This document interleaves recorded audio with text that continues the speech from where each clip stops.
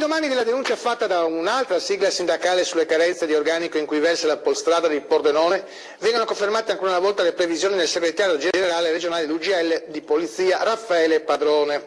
Era il 2013 quando appunto l'UGL, per bocca di Padrone, denunciava il problema della mancanza di pattuglie della stradale in città e sulla viabilità ordinaria, segnalando tutti i disagi che ne derivavano. A tutto va aggiunto poi che ben 12 sono i colleghi che per raggiunti limiti di età hanno lasciato il servizio e mai sostituiti. Sono trascorsi 25 anni dall'ultima riorganizzazione della Polizia Stradale, che prevedeva un organico di 49 dipendenti. Successivamente, con l'assegnazione della tratta autostradale A28, vi fu una boccata d'ossigeno con l'arrivo di nuovo personale che con gli anni è stato assorbito dalla burocrazia interna, aggiungendo poi anche i 12 andati in quiescenza.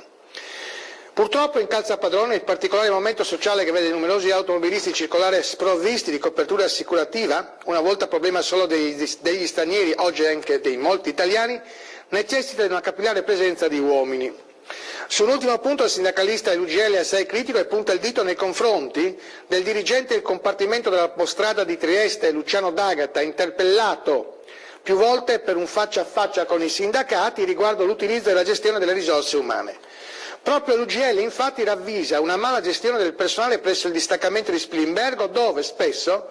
viene concessa la possibilità di formare pattuglie da 3 poliziotti, facendo risaltare uno spreco di personale che potrebbe essere utilizzato a favore del contribuente, formando un ulteriore equipaggio per garantire un maggior controllo del territorio e la prevenzione dei reati. Rimaniamo